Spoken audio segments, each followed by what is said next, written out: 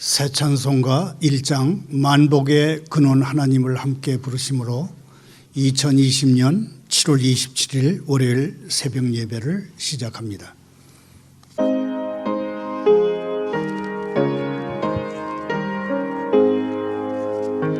만복의 근원 하나님 온 백성 찬송 드리고 저 천사여 찬송하세 찬송 성부 성자 성령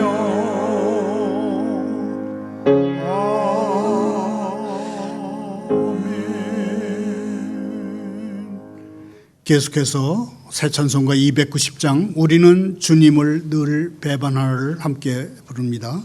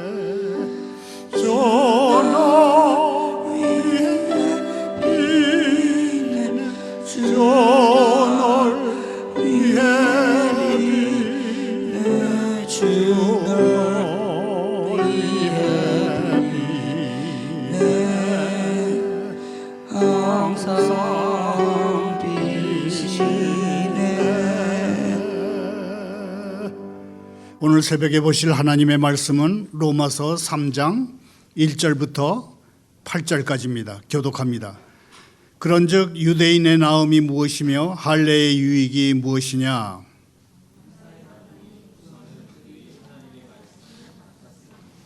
어떤 자들이 믿지 아니하였으면 어찌하리요? 그 믿지 아니함이 하나님의 미쁘심을 패하겠느냐?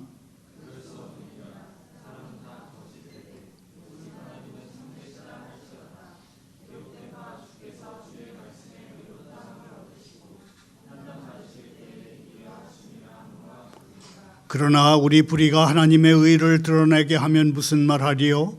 내가 사람의 말하는 대로 말하노니 진노를 내리시는 하나님이 불의하시냐?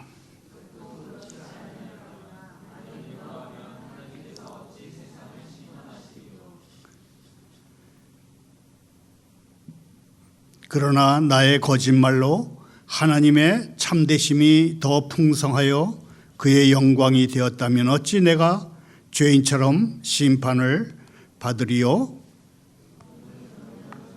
선을 이루기 위하여 악을 하지 않겠느냐? 어떤 이들이 이렇게 비방하여 우리가 이런 말을 한다고 하니 그들은 정죄받는 것이 마땅하니라. 아멘. 하나님 아버지, 그렇다면 유대인의 나은 점이 무엇이며 할례의 가치가 무엇입니까?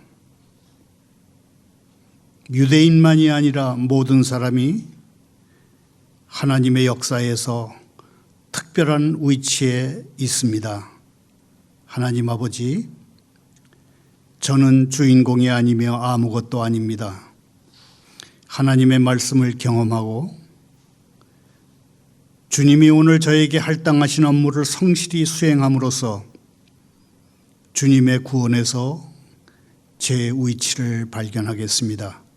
하나님의 은혜로 하나님의 더욱 큰 영광을 위해 예수님의 이름으로 사랑하고 말하고 행동하겠습니다. 예수 그리스도의 이름으로 기도합니다. 아멘. 위대한 문학의 핵심에는 종종 훌륭한 신학이 들어있다. 찰스 스윈들 목사님이 한 말입니다. 저는 가끔씩 T.S. 엘리엇 그런 노벨 문학상 수상자들의 작품을 설교할 때 인용하면서 이 말을 절감합니다.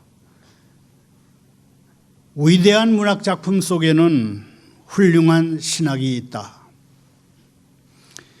미국 텍사스주 북부에 댈러스 교회를 세웠고 댈러스 신학대학원 총장을 지낸 찰스 스윈들 목사님은 우리가 오늘 새벽에 펼쳐둔 로마서 3장을 설교하면서 영국 소설가 로버트 루이스 스티븐슨의 작품 지킬 박사와 하이드 씨를 소개했습니다.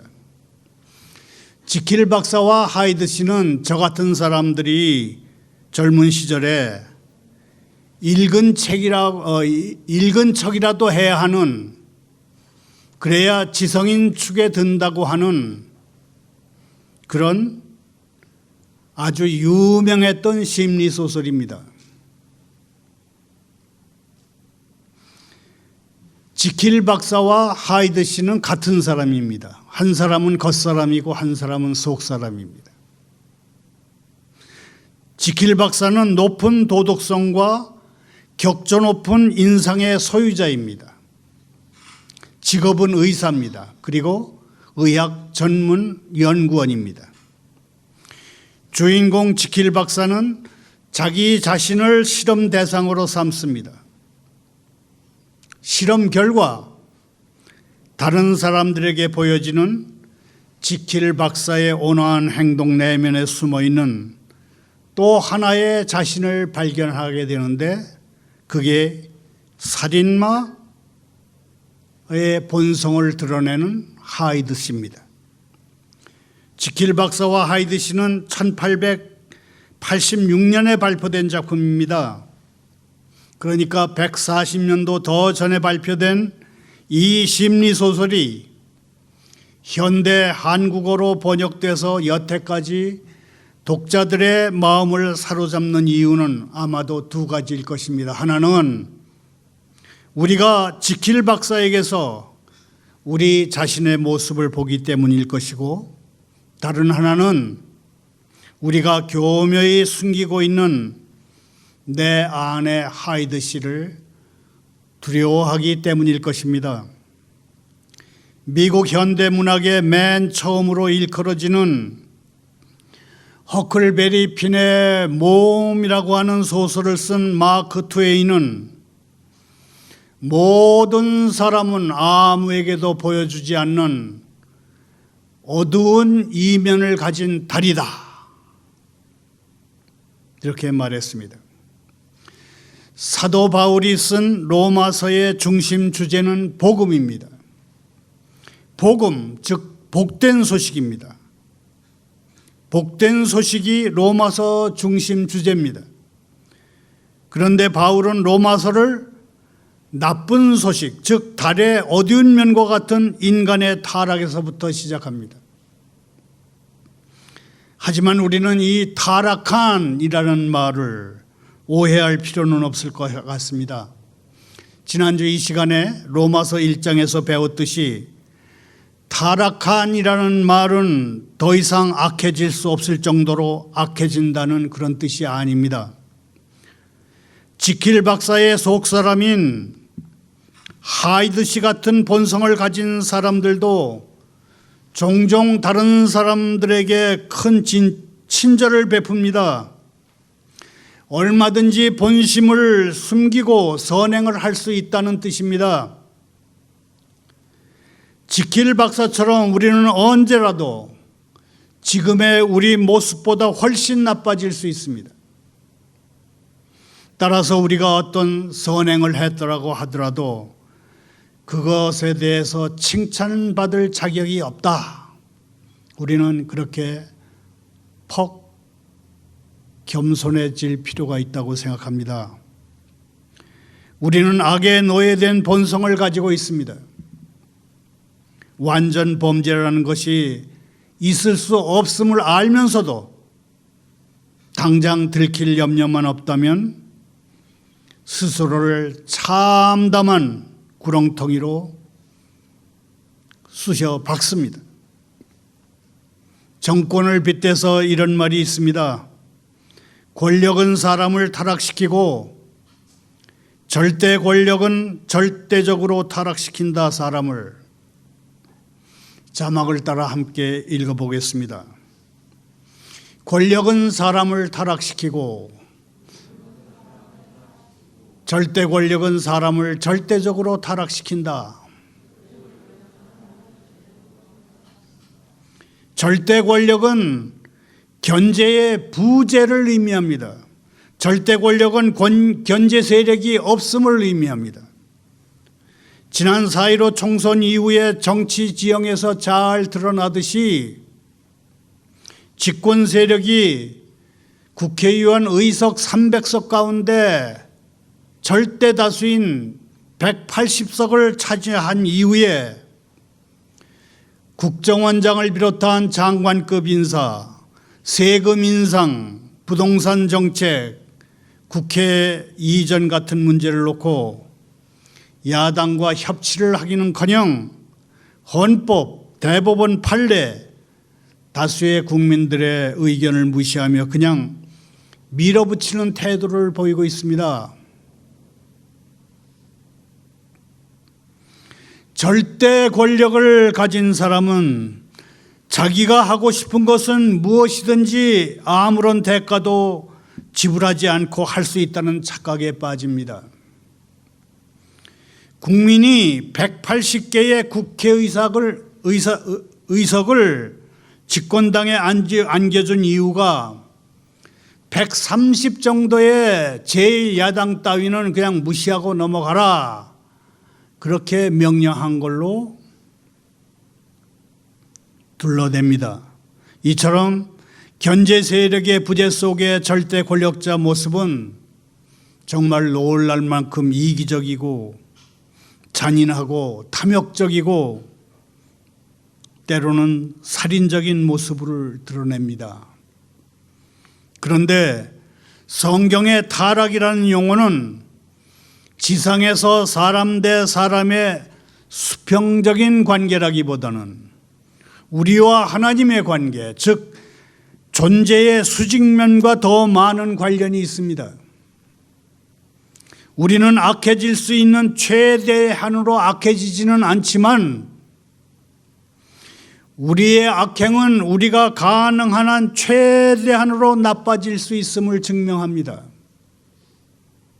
사도 바울은 이 원칙이 모든 사람들에게 적용된다는 것을 증명하기 위해서 한 사람씩 차례차례 옮겨가면서 그 사람들, 유대인들이 쓰고 있는 가면을 벗겨냅니다.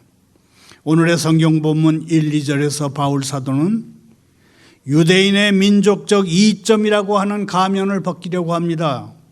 로마서 3장 1절 2절을 다시 읽으면서 유대인의 민족적 이점이라는 가면에 대해서 생각해 보겠습니다.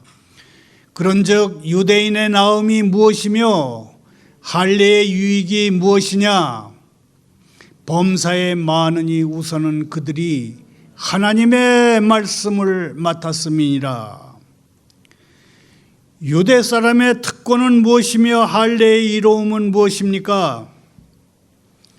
바울은 적대시하는 유대인들은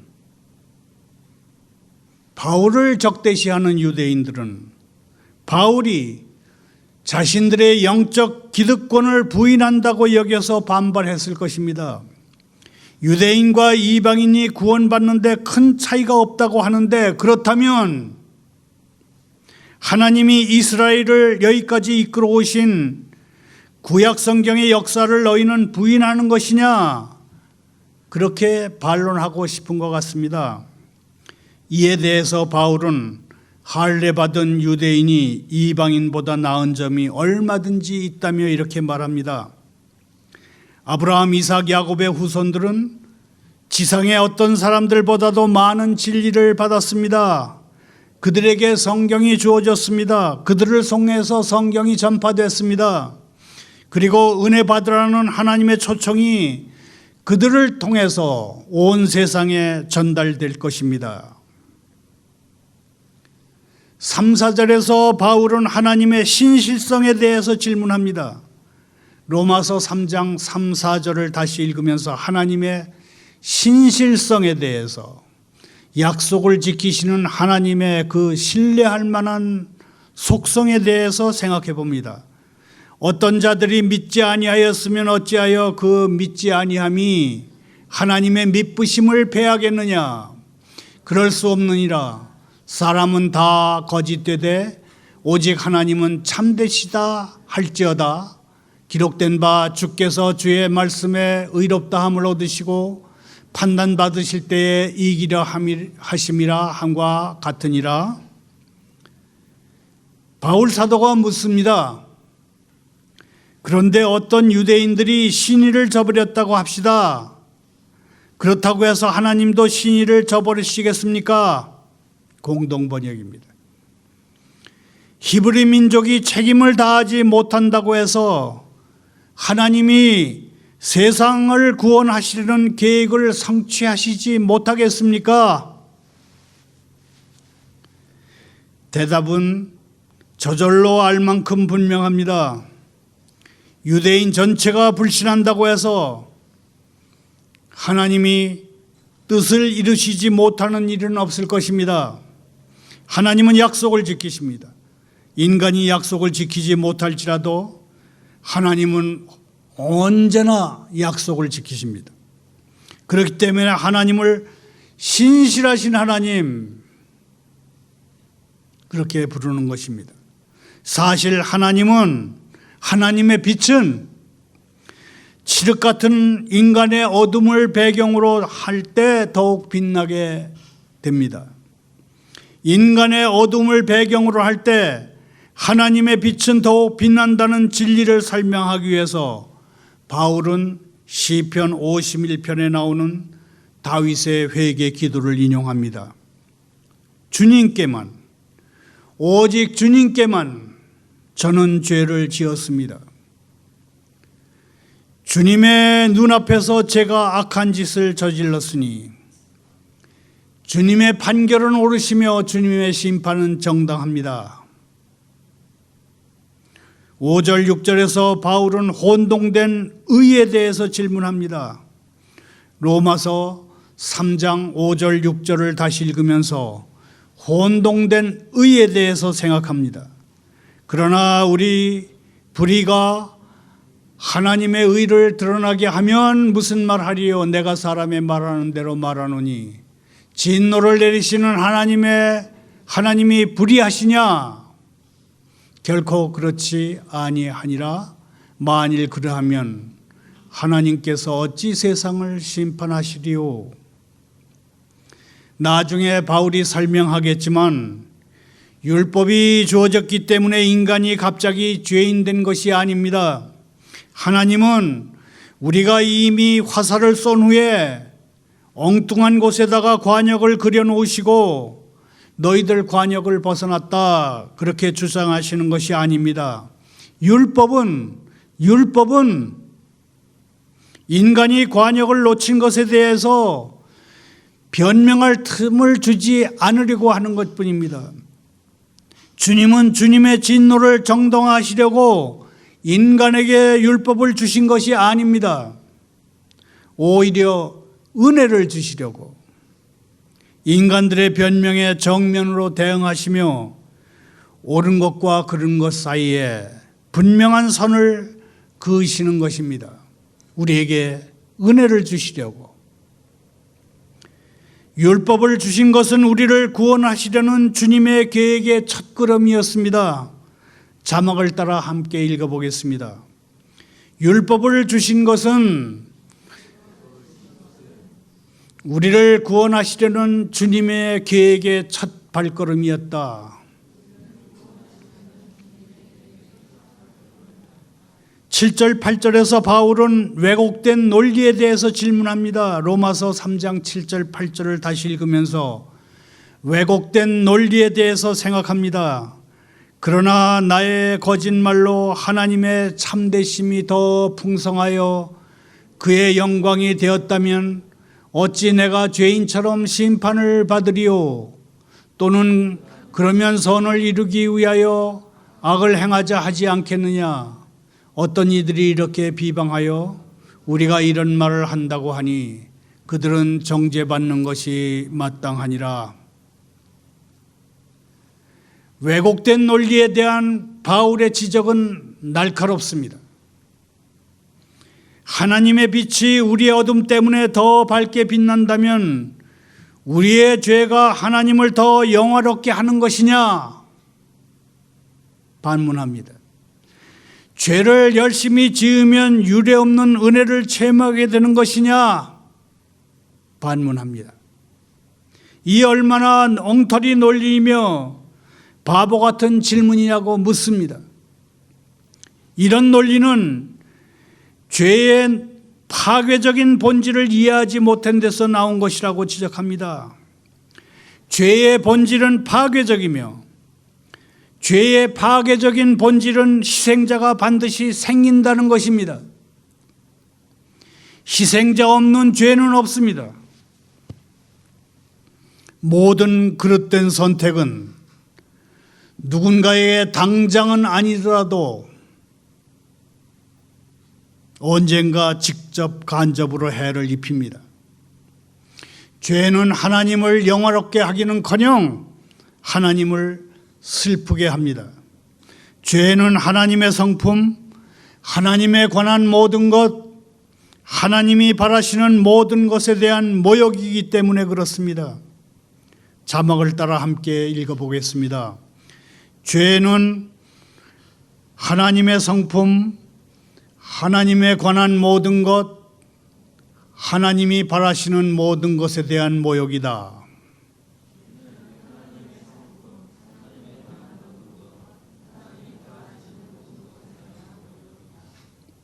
죄는 창조주와 창조주께서 그렇게 사랑하시는 피조물 사이를 갈라놓습니다. 말을 맺습니다. 마태복음 19장 30절을 함께 읽겠습니다. 그러나 먼저 된 자로서 나중되고 나중된 자로서 먼저 된 자가 많으니라. 바로 바울의 유대인 독자들은 은혜로 의롭다함을 받는다는 교리를 반대했습니다. 유대인들이 은혜의 교리를 거부한 논리는 단순해 보입니다. 은혜는 인간을 종교의 지배에서 해방시키기 때문이라는 것입니다. 인간은 종교의 지배 아래에 있어야 한다는 것이 그들의 철두철미한 신념이고 철학이었던 것 같습니다. 인간은 종교의 지배 아래에 있어야 하기 때문에 자기들은 은혜의 교리에 반대한다는 것입니다. 이런 사람들이 누굽니까? 은혜로 의롭다함을 받고 은혜로 구원받는다는 이 교리를 반대하는 유대인 크리스천들이 누굽니까? 이방인들보다 먼저 하나님의 말씀을 받은 사람들입니다.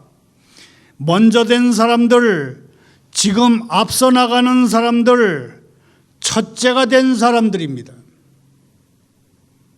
그러나 유대인들이 먼저 하나님의 말씀을 받긴 했지만 하나님의 뜻에 순종하는 데 실패함으로써 이방인들에게 복음이 주어졌습니다.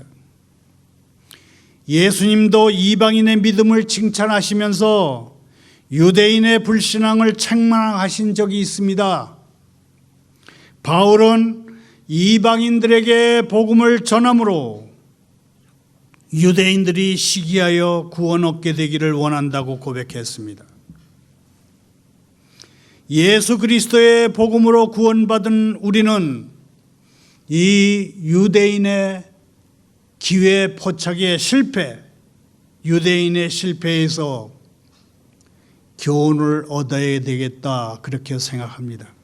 오직 하나님의 뜻에 전적으로 순종하는 것이 유대인의 실수를 반복하지 않는 것이 됩니다. 교만은 패망의 선봉이요 거만한 마음은 넘어짐의 앞잡이라는 잠언 말씀은 유대인의 실패를 설명해 줍니다. 우리는 분명 많이 받은 사람들로서 많은 열매를 맺을 수 있어야 합니다. 특별히 성령의 9가지 열매를 맺을 수 있어야 합니다. 큰 은혜로 구원받았기에 그 큰 은혜에 꼭 알맞는 삶을 살기 위해서 애쓰고 애써야 할 것입니다. 성경을 읽은 그대로 살기 위해서 무척 애쓰고 애쓰십시다. 읽은 말씀 그대로 살기 위해서 애쓰고 애쓰십시다. 우리 모두 성도로서 하나님의 은혜로 구원받았음을 잊지 말고 항상 겸손한 마음으로 감사와 충성의 삶을 살아갈 수 있기를 소원합니다. 감사합니다. 기도합니다. 하나님 아버지, 그 질문, 우리의 불의가 하나님의 의를 드러내면 어떻게 되겠습니까? 하는 질문은 겉으로는 논리적이지만 근본적으로는 분별 없는 것이었습니다. 하나님은 저희가 온전하기를 원하시며 죄에서, 힘을 빼앗고 죽음을 불러오는 죄에서 저희가 자유롭기를 원하십니다. 하나님, 그러나 저는 논쟁과 핑계와 궤변을 늘어놓으며 주님의 은혜를 교묘히 피하려는 온갖 꾀를 부립니다. 그런데도 주님은 한결같이 저를 사랑하시며 저의 구원을 확증해 주십니다. 오래 참으시고 인내하시는 하나님께 감사합니다. 저희의 선함에는 아무런 희망이 없다고 결론 짓는 순간, 그때 저희는 하나님께 모든 것을 받을 준비가 된 것입니다. 아버지 하나님, 저를 도와주십시오. 기피하거나 방어하지 않고 제 자신을 정직하게 바라보게 하시고, 자신을 진실하게 볼 때에 절망하지 않고 구원에 대한 주님의 위대한 약속을 소망하게 해 주십시오. 예수 그리스도의 이름으로 기도하옵나이다.